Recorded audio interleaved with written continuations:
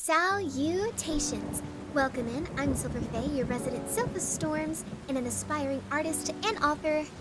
And now that we've gotten all of that out of the way, what was Game Freak on? Specifically, whoever was in charge of designing my girl Korrina for Pokemon Legends ZA.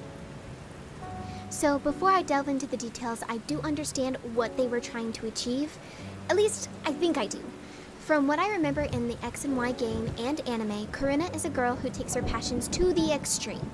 She is incredibly passionate about her goals and interests, which I think is reflected well in her design. To me, this design tells us that Korrina's interests have evolved to encompass a mastery of Mega Evolution, and as with everything else she does, she takes it to the extreme. She's practically got Mega Stones coming out her nose. The design does a good job telling me that, and plus it's got a strong silhouette. This also takes place 5 years after the events of X and Y, so she's supposed to be older. You could even say that she's supposed to be evolved, if you will. I just don't think it looks like Korrina. If it weren't for her floppy hair ears, I wouldn't have been able to tell you that this was Korrina, because they stripped her of nearly everything that was unique to her character. So with this redesign, my goal was to merge her more iconic elements with the new narrative that ZA was trying to depict for her character. Because it does make sense, I just personally do not like the execution. So first off, for her pose, I thought about doing something dynamic and high energy, but that was going to take away time that I wanted to spend coming up with the design, and I was already pressed for time since this video idea was kind of a last minute pivot. Instead, I landed on something that was admittedly a watered down power pose. However, it gave me plenty of space for me to show off the new design.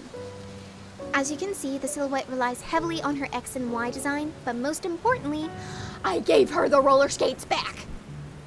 For the colors, I went back to having her outfit be mostly white, with any other colors being accents or patterns. I kept the gradient they were using because I understand it's a nod to the Keystone colors, and I wanted to challenge myself to make it work. I also limited the amount of Megastone belts she has on, because that was a major point of visual confusion for me.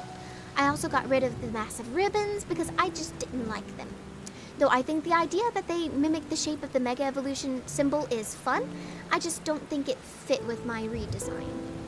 I did, however, keep the headband idea because I do think it's an important part of the new design, and it reminds me of a focus sash.